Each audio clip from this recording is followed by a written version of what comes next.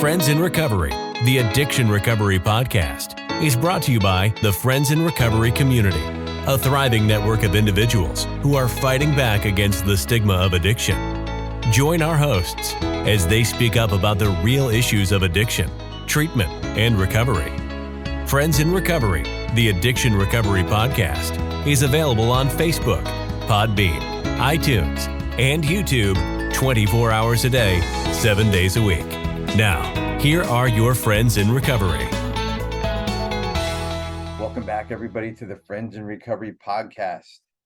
I'm Jersey Ed, your host, and today is a different episode.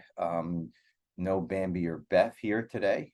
We miss you, ladies, but Carl and I, 2 weeks ago, did an episode on Soberpod, and we talked about a lot of good things we actually read from his book.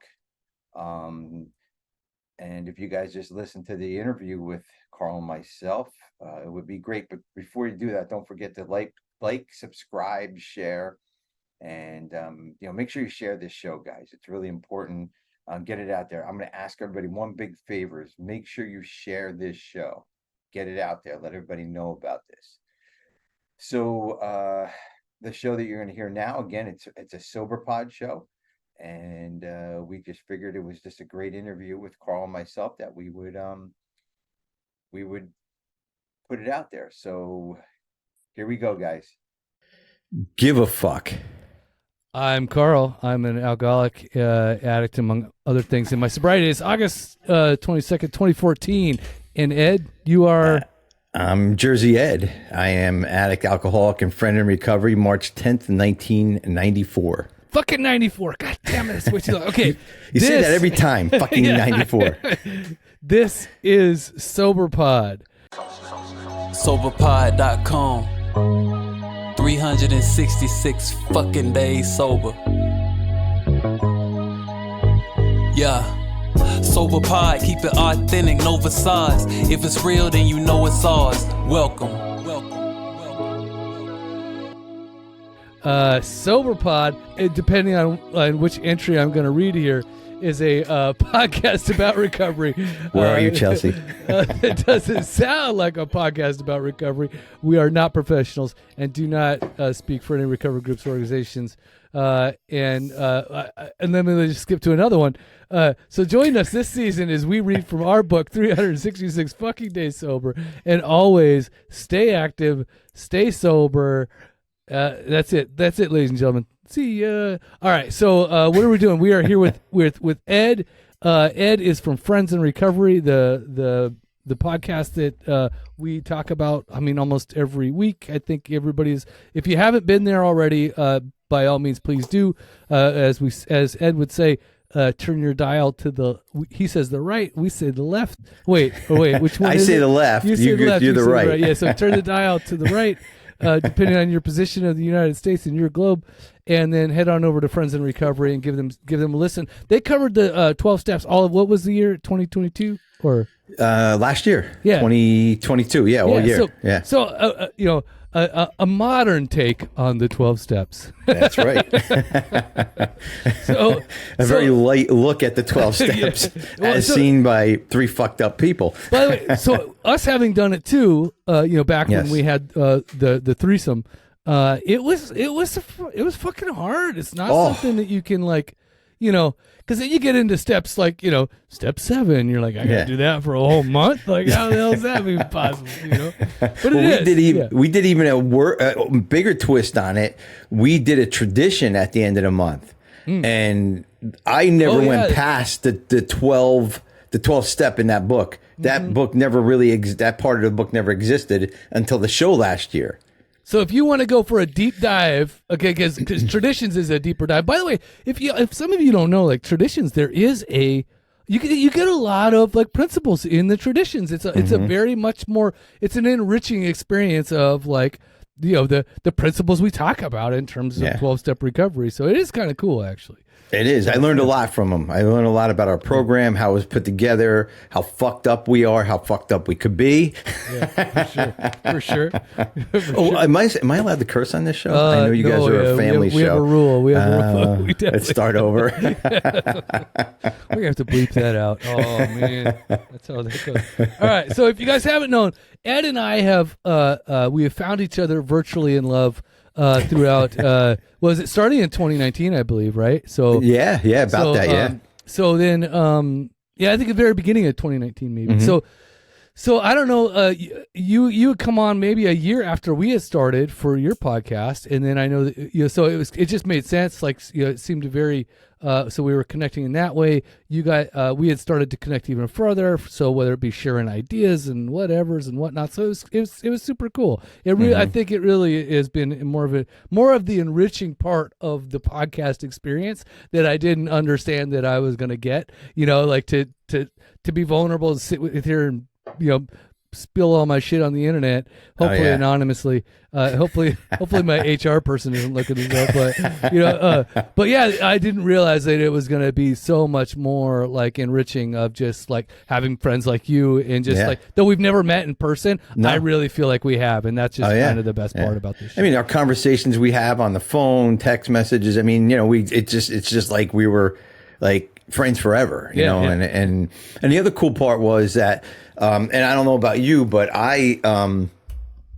had no idea what we were doing in podcasting, even though we had a studio. I still don't know what we're doing. Yeah, that's true. That is true. But just to know somebody else didn't know what the hell they were doing either, so I guess is good. So it was nice to just kind of share that experience and then become friends on top of it all. Yeah, and I think we help each other along the way, just to give each other like, hey, that that show sucked, or that show was good, kind of stuff, which is like honest feedback, which is super awesome. Yeah, all right, most of our shows suck. Yeah, anyway. yeah, we just keep that as a running comment. It's just, every time we release, you just have that as an automatic response.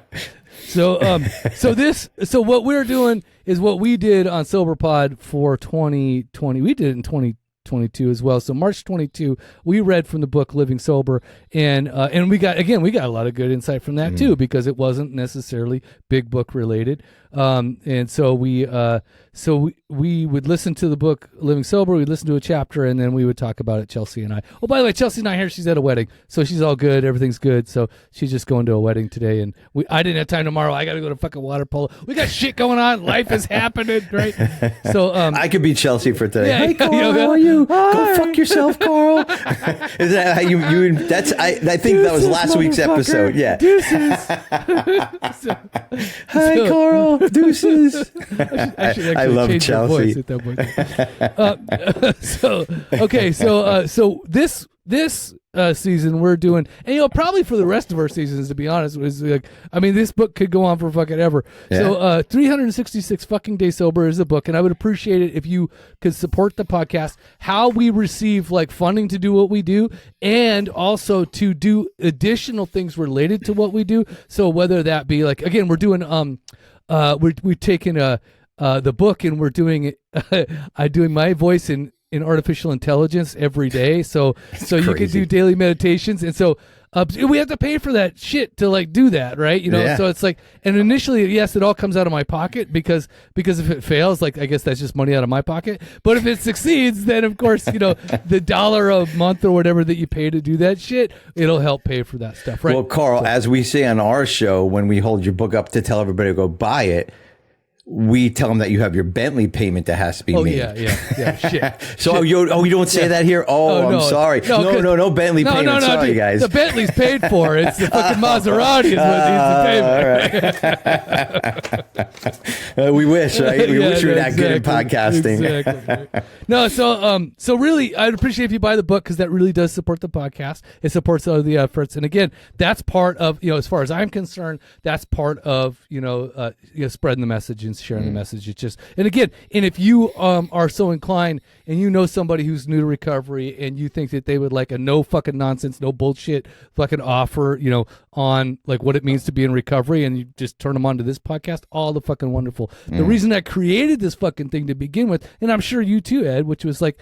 you know, fuck, I love being sober. I love recovery. Yeah. Oh, yeah. I love the enlightenment of it all. And then the other thing is like, I was like, for me, it was, I was looking back and I was like, oh my God, like, what I wouldn't fucking give to be like 25 and hear this version of myself talk to me, right? Yeah. Because you know, I felt like, you know what, like if I could go back in time and talk to my 25-year-old self, that's kind of what this is about, right? Like, so that's what I do here today. Is I just go like, you know what, I'm trying to reach back in time all the time to repair that motherfucker, right? You know? So, hey, at least I'm honest, right? You know, I'm sure my therapist will have a field day with that one, but you know. But that's the idea behind this stuff. So, so if you know somebody, you know, much like me back when I was 25, who was fucking having a lot of personal issues, you know, couldn't manage his own fucking self, you know, emotionally fucking a wreck, you know, not sober, you know, all the other things, by all means, send this fucking podcast to them. You never fucking know. You just never know. No, it can't hurt. You can just turn it off. That's the worst thing that can happen. Yeah, exactly. Which I do all the time. They'd be like, fuck you. I don't like it. All right. So in this season, we're going to read from, so getting to know Ed a little bit more, obviously, so you can head on over to Friends in Recovery. You know, Ed, I want you to be fucking real personal with this shit. I want you to go deep, motherfucker. I don't want none of this fucking lollygagging fucking surface bullshit. Well, I have one up on you for this reading today because we did our podcast earlier this morning. Oh, you motherfucker. And we read this. So I wrote it all down. I'm ready. Everything. No, I want you to go deep. Whatever you did on Friends in Recovery, I want you to go deeper here on Oh man, God. So are you ready? Yeah, I'm ready. All right, this is a good one. I'll read it, and then you know, so the rule is if I read it, you got to share immediately after, because it, like, you know what I mean, gives me time to like digest what I've read too. Yeah. Okay, are you ready? I'm ready. All right, here it is. September 23rd.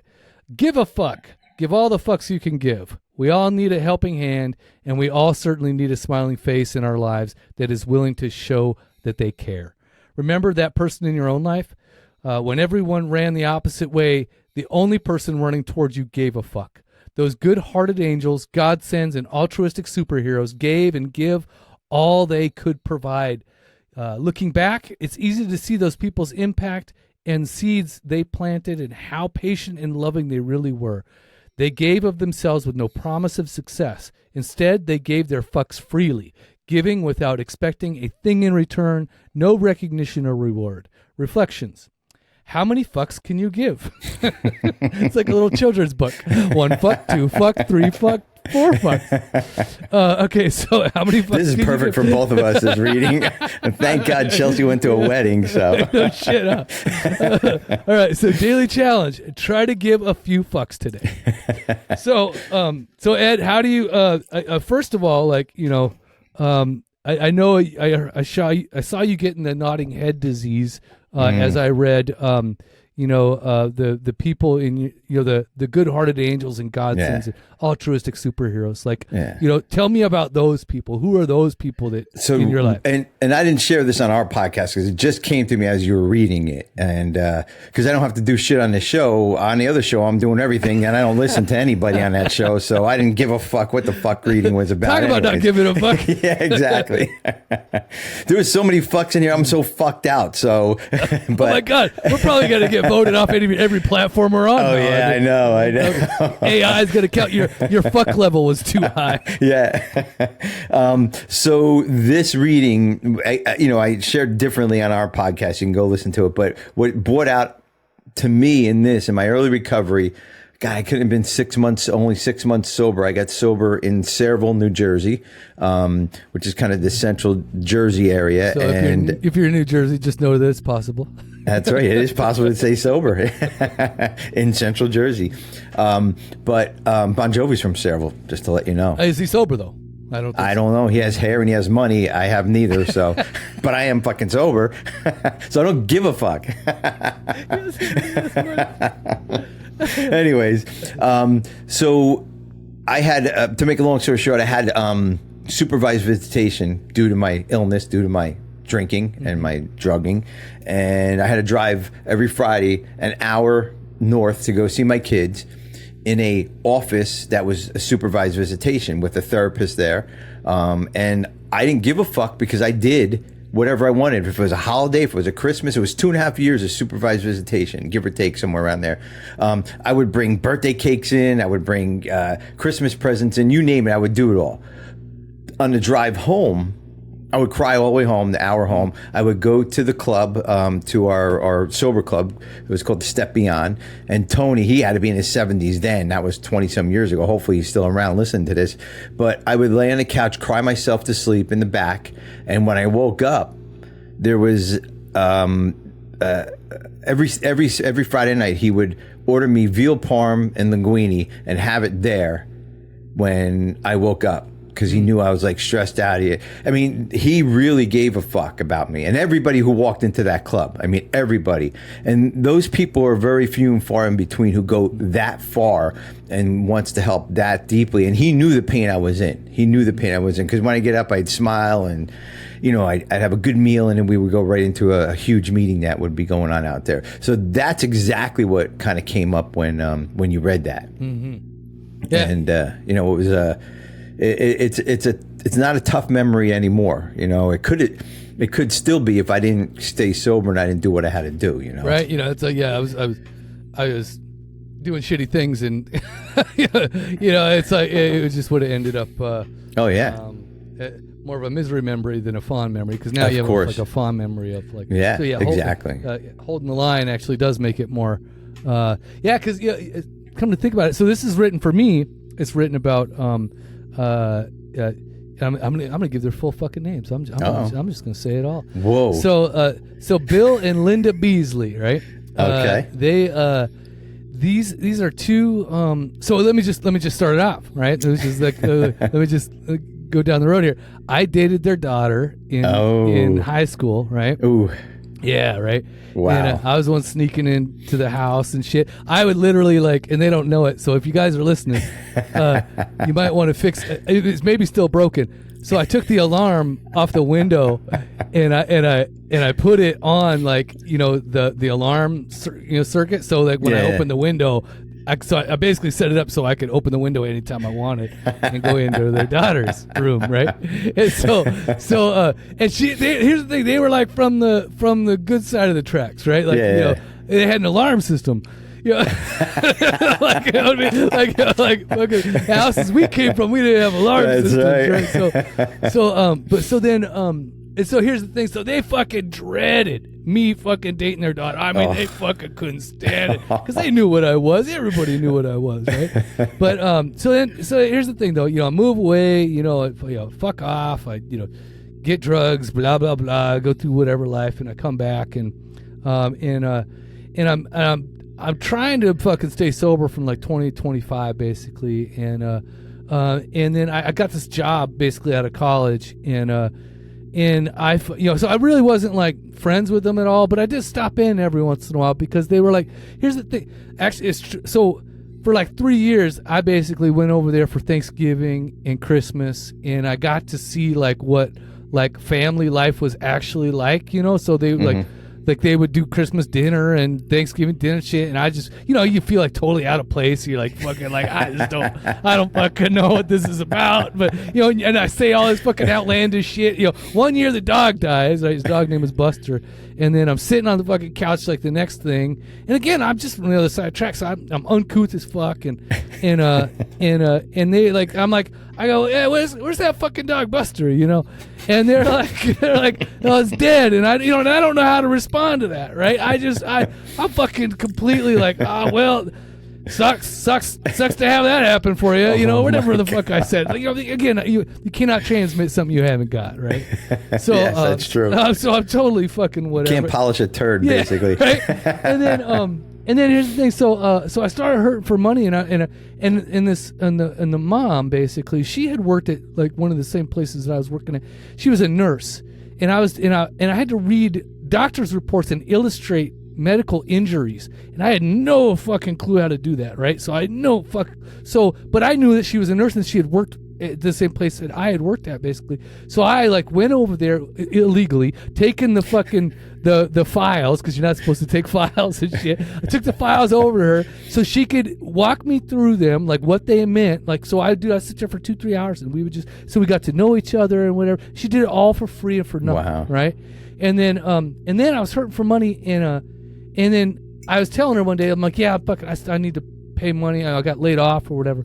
Was that last year? No, this is, dude. So I had to throw that Might in as there. well been, right? And so, but she was like, yeah, you could clean my house, right? And I did a shitty job cleaning the house. I don't know how to clean shit. I was like 23 or whatever, and 24 or something like that. And I'll tell you, like, it was just so fucking beautiful to be able to like do that and get to know people and I checked in with them my entire life, right? Like, these are the people basically that, like, they, again, it doesn't seem like a lot, right?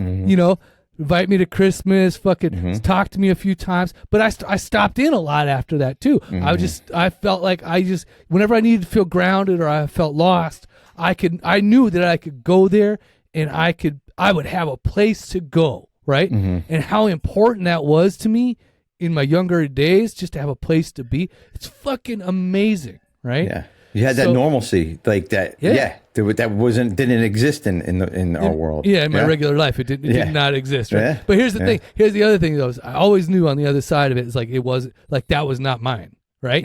That's what really sucked about it too. Sometimes I was like, oh yeah, like I know that's just as much as I'm invited in, as much as I like could sit there and go to Thanksgiving and Christmas and shit. It's like there's no way that I'll ever be that. But I'm probably more closer to that now than I've ever been in my life. Okay. All right. There you go. You know what I'm saying? Like, that's where I'm like, oh shit. Like, maybe, So, and then don't forget there's other people along the way, I mean, my sponsor recently died. Like, that's like, that's a big fucking part of this stuff. It's like, I go, wow, like, spending 8 years talking to your sponsor. How long you been with your sponsor? 27 years. 27 years. Holy shit. Holy shit. How well do you know that man? I worked with him in our addiction. And then 5 years later, he was my sponsor. After he got sober, I got sober. And he's probably about 8 years older than me in sobriety. But I know him inside. I built this house with him. I remember his kids being born. I mean, we were friends. We went to the bar. We went to Yankee games, Met games. So I know him pretty well, and he knows me pretty well too. So, and I can't, the shitty part of that is that I can't lie to him, right? Because he knows I'm lying, because he knows me inside and out. I mean, you're not supposed to lie to begin with, but whatever. I mean, we are human after all. So, but yeah, no, I mean, I get it. That's the other thing. Is like, it's like, I think about this stuff. It's like, these are the connections that maybe, you're lucky if you get a handful in your life, right? Like, you're lucky, like again, before sobriety, like that's, I mean, I could count Linda and Bill Beasley, right? I count the old guy Art down the street. Maybe I had a teacher, maybe in college, like, these are the things that, like, I could totally go, okay, those people actually gave a fuck, and they went the extra mile. I had a guy down the street, old guy down the street, Art. He talking about old dudes. He when I was in trouble in like 6th grade and shit, and I was getting suspended and fucking off and doing whatever, and my parents weren't nowhere to be fucking found. He's the only one that basically, like, I even talked to about any of this shit. And I was like, I remember I wanted to be like on a basketball team, right? And and we went and I was getting suspended, and they kicked me off the basketball team, right? Kicked me out completely just because I was doing some shit. And I'm like, and he's like, wait a minute, like, the one thing you fucking want to do is going to keep you in school, and they're going to kick you off of it because you, like, you know what I mean? Like, did some other shit, non-related. He literally hopped me in the fucking car, made an appointment with my fucking principal, and then basically we're sitting in the principal's office, and he's like trying to advocate for me. And then at the end of it, and she's like, and you're related to Carl Howe? And he's like, I'm not. And he's like, he goes, well, then why she basically asked him, like, why are you here? He goes, because I'm the only one that gives a fuck. That's why I'm here. Right. Wow. And he was in recovery too, by the way. So, he had 20 years at that time. And how old were you?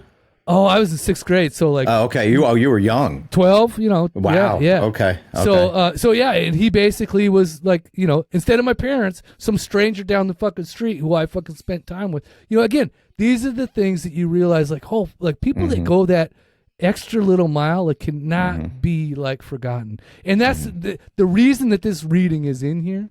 Is to remind you, dear readers, to be that fucking person for somebody, right? Because it's not a matter of fucking money, not a matter of fucking, whatever crazy or witty shit you say or whatever the fuck it is that you think that you do, but to actually spend the time, right? Because think about what we're talking about here. It's like, we're talking about fucking people giving you a fucking meal, right? When you need it too, Yeah. It's like, that to be there for somebody else like that and to fucking to be that considerate of others, it goes fucking so much deeper than just a fucking just a thank you. You know what I mean? Well, even walking into a meeting like in early recovery and still now, but knowing that one person was that always said hello to you, that shook your, and he or she probably said hello to everybody, but they took their time and said hello to me, like I was worth something, right? I mean, and I can count numerous meetings that that I've gone to, and it's the small things in life, not just the Bill and Lindas and the Tonys. There's that small things too in life that kind of build up too. But yeah, we do remember the Bill and Lindas and the Tonys, and also my grandmother. My grandmother she's not alive, so I can say this. She was a drunk, hands down, but she cared everything that I did, because when I got sober, I went to live with my grandmother and grandfather, and she would. You may not remember this, but the smoking meetings, I used to be the ashtray guy. You used to have these little remember smoking meetings. Oh, you remember? Okay, I was 15 when I started. There you go. So these tin little ashtrays we used to put out all the time. I don't smoke. I never smoked. I never any of that. But I would come home reeking like smoke, because you're sitting in a room with 40 people smoking, and she would give the sniff kiss hug, the kitten, like making sure I wasn't drinking. Yeah, I got that from my wife a lot. Are you smoking? No, Nan, I'm not. Well, how come you came home? It's the meeting was at 8 and it's 9:45. Well, by the time I got there, so it was always a lot of kind of talking or trying to not to justify where I was at, but a lot of caring on her end, because she wanted to make sure that I was okay, and that was great. And my grandmother was definitely one of those people who gave a fuck too, definitely, no doubt about it. But I like to comment on what you said with, giving a fuck to somebody, even, like just being there for somebody, like taking that phone call. That's what this is about. That's what I understand this is about, is that giving back too. Because we can look at this two ways. We can look at it in taking it for ourselves or giving it to somebody else. Because for years and years and years, I've to do both. Oh, Carl, stop! Isn't that what Chelsea says at this point? Deuces. No. She's gonna hate me. I know she's gonna be like, "What the fuck?" She don't listen when she's not. Yeah, there you go. That's Carl and Ed. There's no way I'm listening to those two guys. But just take it and give it. And that's what this program, to me, I mean, that's what it's about. Is that we have to give it back to keep it. That's what I really got out of this reading. So, and the reading was just really, really deep. Let me ask you this: we talked about our past. What about a present person that's gives a fuck about you right now? Yeah, I got it's funny. I was just thinking about I had a sponsee who not to reveal anything, but he decided he was not gonna like go to a couple meetings, right? And so that was kind of it was weird, because I'm like, and then I'm like, so I'm checking in on him, like, hey, where you at, right? And then and it's like, it just reminded me of like, oh yeah, that's one area where I did give a fuck. And then the other thing is like, so my current sponsor, right? He definitely so when I was just a couple weeks back, I don't know if you've been listening to the podcast or not, but it was I was going to kill a neighbor, and I was literally going to kill a neighbor. I was going to kill a neighbor. And this is the best part. So I'm picking up the phone because I'm like, maybe I'm not thinking right now. And so then I call, and he basically affirms that, maybe you're not thinking right now. And then and again, to take, I've been I feel like I've been taking too much time. You know what I'm talking about? Like when you feel like, man, I'm taking too much of my sponsor's time right now. But but I definitely feel like I'm taking too much of his time. But he would absolutely say, "No way, sir." Right? You know what I mean? Like, so I understand that, like, that he does exactly what we talk about, which is, we give freely of ourselves, and that's just kind of how that works. It's like, I don't think that, I don't think I'm stealing his time. Like, that's the best part. Somebody who makes you feel like you're not stealing their time, especially when you feel like you're stealing their time. Yeah, that's a godsend to me. But here's the problem: we don't know what's said before the phone rings. Oh, yeah, fuck. Carl. Fuck. Oh, hey, Carl. Oh, yeah, I got time. Yeah, no problem. No, actually, it's the mumbled words of like, I ain't got time for this shit. The fuck does this guy want now? No, actually, probably a fucking prayer is what it is. Like, Lord, why are you challenging me with this man? He gets into deep prayer and meditation before he picks the phone up. Like he does that all in 2 rings. Yeah. Oh my God. And a sponsor, that's what a sponsor's supposed to do is that, right? I mean, and my sponsor does that, but my present person is my current boss, and I'm not going to say his name or whatever. He's a great guy. And he gives a fuck. Sorry, you're not going to get the raise. Just stop. Damn. All right. Forget it. Scratch that. But, the other job that I was at before this, they gave a fuck, but they didn't give a fuck. At this job, sometimes a pat on the back and a good job and a talk goes a lot further than a raise, to me anyways. And I feel very kind of fulfilled at this job because of the knowledge that I have, and I recently just got a promotion too. Can we get personal real quick and just sure? You don't have to say the place or like what but you can just tell the people like what it is that you do for a living in general. Can you do that? Yeah, I can. Yeah. So I work for a substance abuse treatment center. That's what I've been doing my whole life. I do business development, and I help people get into treatment, into our treatment center. So time out. I want.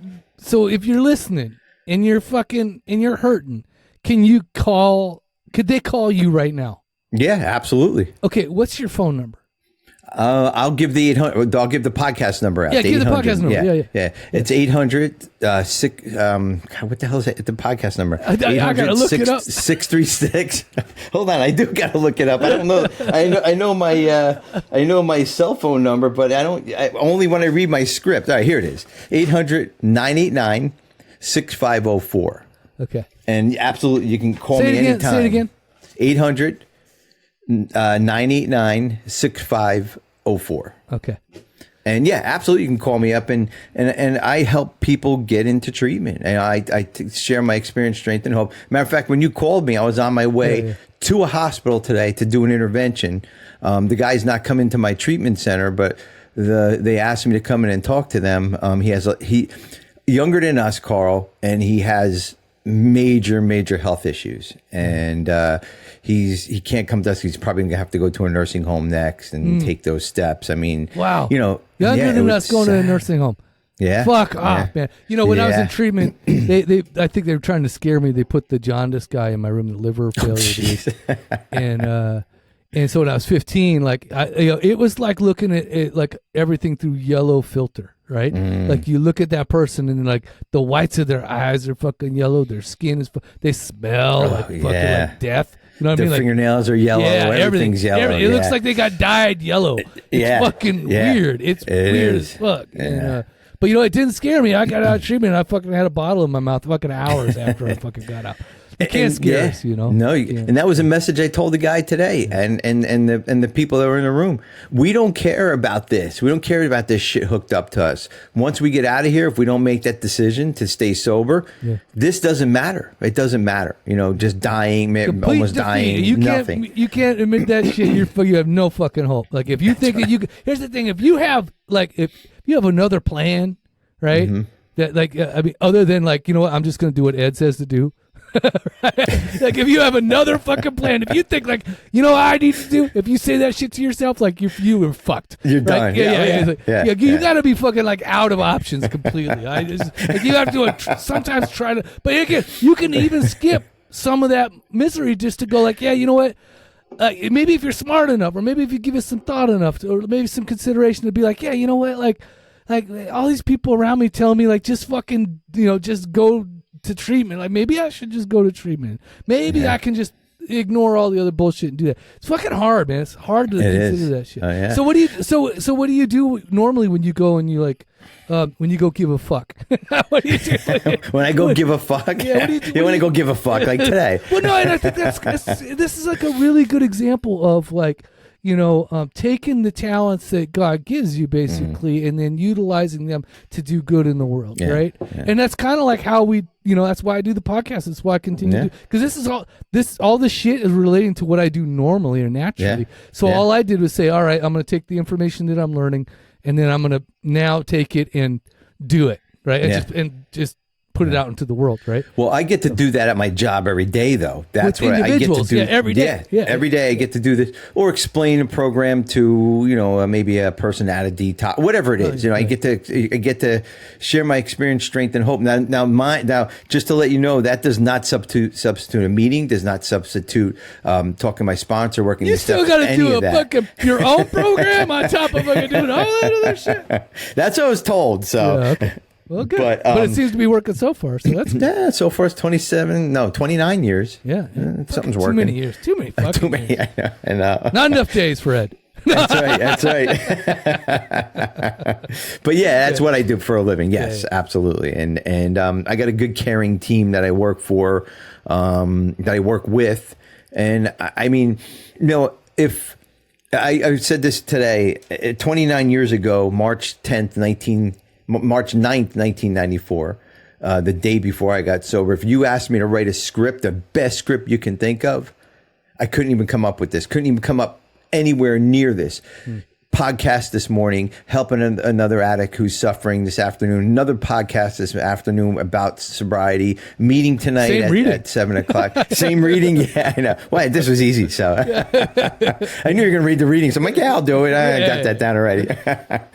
But I couldn't write that script. Helping people. I couldn't help myself, right? 29 years ago. I couldn't help myself, let alone help other people. I couldn't even have worked that up, that this would be my passion in life is doing what we do here. Couldn't even imagine. I honestly, like, this is the furthest thing from my fucking mind getting sober, like that this would be something that I would do, like podcast, right? It's talking about sobriety every fucking week. Exactly. Stupid fucking podcast. Did you know what sobriety was back then? Yeah, I had no clue. I've known it all my life, right? I was 15 years old. I went to my first fucking meeting in treatment center. Oh God. We had a little common area. The fucking dude stands up there and, I'm Joe, I'm alcoholic, whatever. This is my 12-step fucking blah, blah, blah. And is that a Minnesota accent? Yeah, don't you know? Fucking yes, St. Cloud, Minnesota. And so, and again, it's like, I felt like, what I felt like is okay, they're just shoving this shit on me because this is like what they do to people like me, right? This is what they do to get rid of me. Right? They give me to these other people, right? Because nobody wanted to take responsibility. I was angry. I was pissed off. I was a victim, right? Quote unquote. And so and I knew about it. I sat in the rooms for, that whole, like, about a year and a half, fucking in and out. And then I went back out and I was like, fuck it. But I still always like knew kind of what was going on. And then when I went back into 20 to 25, it's like, it's like, I still had like that mindset of like, maybe I just needed to grow up. Maybe I just needed to mature a little. Maybe I needed to work on my relationship with drugs and alcohol. Right? Just turn it down a little bit. I'll go see the dope dealer every other day. Dude, maybe I'll just drink on the weekends. There you go. Oh my God. But so no, I knew and again, and I grew up with Art, that old guy down the street, the guy that went to my fucking school with to talk to the principal. I would ask him stuff about, like, I was like, Art, do you believe in God? Right? We'd have real conversations. He'd be sitting there drinking coffee. I'd be 12 years old asking him, like, do you believe in God? And he'd say, no, but I believe in a higher power. And I would be like, I would tell me more about that. And we would talk about stuff like that. We would talk about, again, the spirit of the universe. Even, how many more seeds could somebody drop? Fuck, I knew all about program. I was raised on fucking program. But was I ever in the program? Fuck no. Right? And again, people talk about like, oh, going out, right? It's like, you can't go out if you're not in, and that's, so, and whether you're in or you're out. Right? Oh, yeah. It's a whole fucking different ballgame. So this is the shit that, like, when you take it to heart and you take it personally and you take it inside, right? And you swallow it whole and you take the full fucking adult dose of the program of Alcoholics Anonymous, it will change you. And it's a fucking weird thing. And again, with or without God, I'm saying it straight out, with or without a higher power, agnostic, atheist, or fucking full on believer, right? This has it's a multifaceted fucking tool, for every nut. You know what I mean? It's like, so well, it step works. one, powerless over alcohol and our lives became unmanageable. Nothing about God in there, nothing about a higher power, nothing about Buddha, nothing about nothing, right? So it's not even based, the first step's not even based on God. Like, so anybody who says, and not that I'm getting on this God kick or off this God kick or whatever, but if you read step one and you just kind of take that in, anybody can get sober, right? If you work a program, like you said, if you get into the program. A lot of fucking people that with varying degrees of like religiosity or non-religiosity, right? It's like you must, you've crossed the spectrum of many, many people over 29 fucking years. Oh, yeah. So you've seen it come and go. You've seen all different variations and flavors. Like, again, there's from whether it be like, free thinkers, whether it be believers, whether it be just simply 12 steppers, right? There's like, what is it? There's the agnostic 12 steps or the atheist 12 steps. I mean, there's universal 12 steps is what they call it, actually. I mean, there's a ton of fucking, like, there is so many fucking avenues to work this fucking program. And because we're all very much individuals and we're all very much like coming at it from these different points of view and directions. That's the thing, is like, once you fucking, once you make the decision, that's this started, I guess, this part. That's where it goes from there, right? You take it on from there. What were you going to say? I totally interrupted you. No, that's right. No, well, you made me think of something, because, we all have excuses to get into treatment, not to get into treatment and all that. And I'm telling you, when you said I hear everything from spirituality and not believing in God to this, to that, the other thing. But the one thing that I hear the most, I can't stand that God shit in this program. That's exactly, that's the first, maybe 7 times out of 10, I hear, I can't stand that God shit. I'm not going into that God program. And that's why I said step one is not zero, nothing about God. It's just stop drinking, stop using. I couldn't do it either. And this last time around, I fucking was like, I thought I was going to neatly evade the topic, really. I was like, I'm going to do everything but that part, right? Like, I'll just wiggle my way through, But what I found is that, like, the door is wider than you think, right? The opportunity there to have a relationship, and I don't care what you call it. Again, like, it's like, it's that. This is how I first started it. Is I would sit in my backyard, as when I was vaping, right? And I would sit in that chair and I would kind of meditate a little bit for 5 minutes and smoke my little vape, right? But I would literally like get in touch with that, what I called the sober spot in the center of my skull, that quiet, still fucking voice. And that's where it grew from there, right? That's all that I needed. And if that's all that I could call it, that sober spot in the center of my skull, like, fucking great. Like, that's all that I needed. So if you could utilize that, I love that. Go from that's there. Like, that's amazing. Well, I got to ask you this: when was that vaping when you were beating the fuck out of your gas can in the garage too? No, that was a can. I remember that story. That was a can. It's a plastic canister, and yes, I fucking.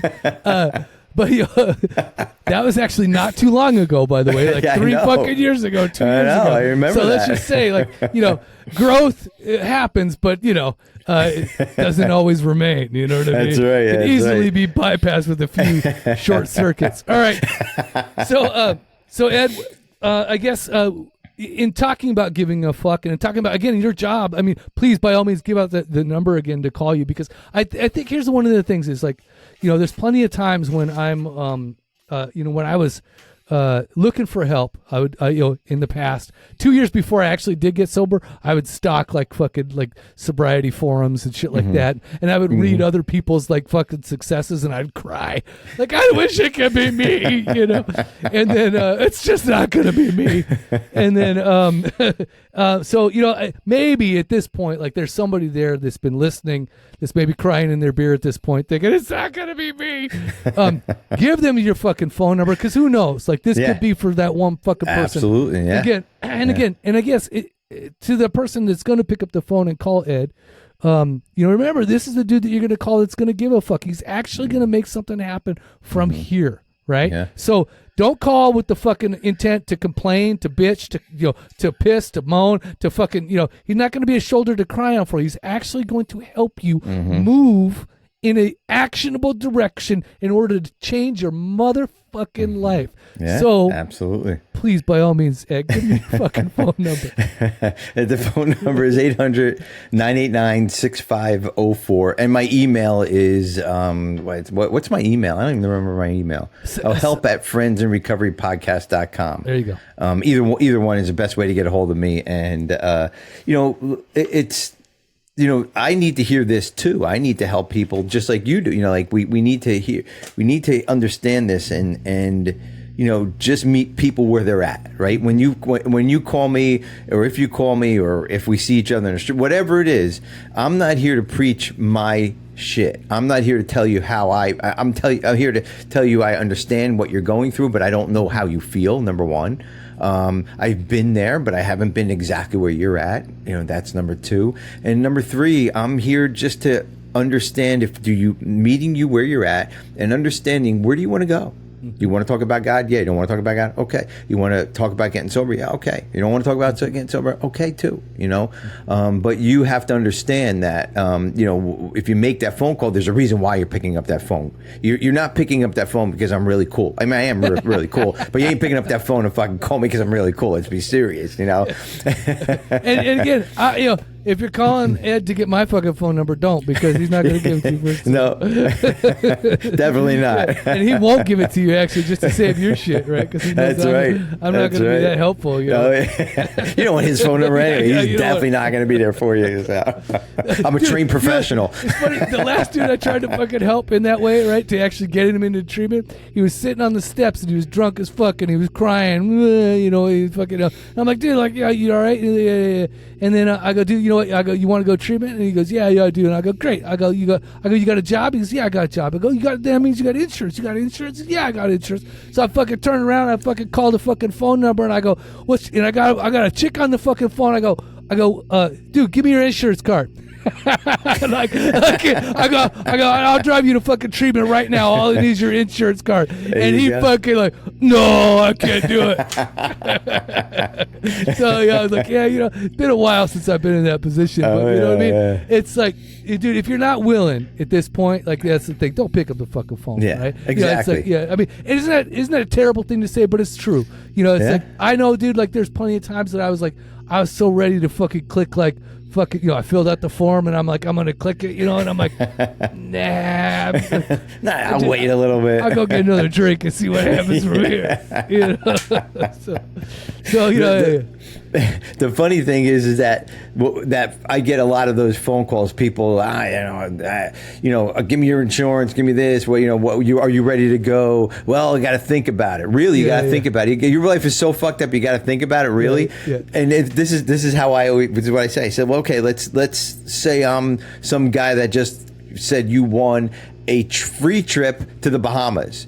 Would you think about it? No, I would go. Right? Yeah. But people can't imagine. I couldn't imagine. Honestly, I had no imagination for the trip that I would be on. And again, it's not so much the outer journey as it was the inner journey that I was. I just could not fathom that amount of change or growth. I just couldn't. I had no understanding about what it was going to do to change the temperament and every fiber of who I am today. And I just couldn't understand it. And so it's so hard to explain. It's funny because we talk about it in the room. It's like, oh, we're going to love you till you can love yourself kind of thing. And I sit there, it always bugs me because I'm like, fucking, when I come into the room, I don't know what the fuck love is, man. Yeah, Like, you're talking about a description of love that I have no fucking connection with, because you understand, we understand today a different idea of love, right? Yeah. Whereas when we're first coming in, all I think of is love is like, you're gonna take me in the bathroom and whack me off? That's like, right. Love is like my pants around my ankles, right? Yeah, right. Has no fucking connection to the soul. No. You know, so whatever. So it's a little different. So I think that's the thing. It's like, when I wanted people to get your number because I really want them to be in touch with a solution if they're listening, and that's the idea. And again, if you're not fucking new, well, then go on over and listen to Friends in Recovery and see what, Ed's all about there, and, him talking with his people, because again, he's a fucking good dude, and just like I like to think I am. So you are, absolutely. But again, and again, we're not fucking gurus. We're not fucking, anything of those nature. We're just fucking regular dudes trying to do fucking regular shit. That's it. And that's regular shit in recovery. Yeah. Right? And we may not even be able to help you. I mean, I don't know. We and if not, I can suggest somebody that can, and maybe I'm not your cup of tea. Carl might be not be your cup of tea, but there's help out there, guys. If there's you help don't out like there. bald white guys, do not fucking call. Call us. You don't like old bald white guys in recovery? Sorry. I mean, there's a lot of them, though. There's definitely a lot. Yeah, but these two are really fucked up right here. That would be a good show name for a podcast. Two fucked up bald guys in recovery. Two fucked up old bald white guys. That's exactly it. Oh, no, I think the Grapevine already has that fucking covered. Actually, so. Oh, do they? Yeah. Anyway, so I was just being catty. I was being meow. So Ed, what more would you tell the kind listening general public out there? Stay sober, everybody. Or, oh my God, you fucking ended my show, motherfucker. All right. Is that what you want me to say? Yeah, I suppose that's it. All right. That's my goodbye saying, and okay. I know what you say though. So I say, stay active, stay sober, and then Chelsea says, deuces. All right, see you guys. Bye, guys. Soberpod.com. 366 fucking days sober. Yeah. It was a sight to see him. Breakfast with Sprite and Seagrams. Wrestling with my vices, exercising my demons. My blessings were blocked, so I never got the message. I'm stressing, I'm only 12 steps from an exit. Regret it, because my imperfections were perfected. I ain't run from it, I accept it and rep it. It's a badge to me, good stories come from a tragedy. And when you survive, the glory will come in Act 3. The wait's over, 366 fucking days sober. Morning affirmations that can start the day for you. Use my favorite bookmark for a placeholder. Finish when the day's over, okay? Yeah, Soberpod, keep it authentic, no facades. If it's real, then you know it's ours. Welcome. This concludes this episode of Friends in Recovery, the Addiction Recovery Podcast. Follow us on Facebook for past shows and updates, and enjoy free access to twice daily support meetings. Friends in Recovery, the Addiction Recovery Podcast, is available on Facebook, Podbean, iTunes, and YouTube 24 hours a day, 7 days a week.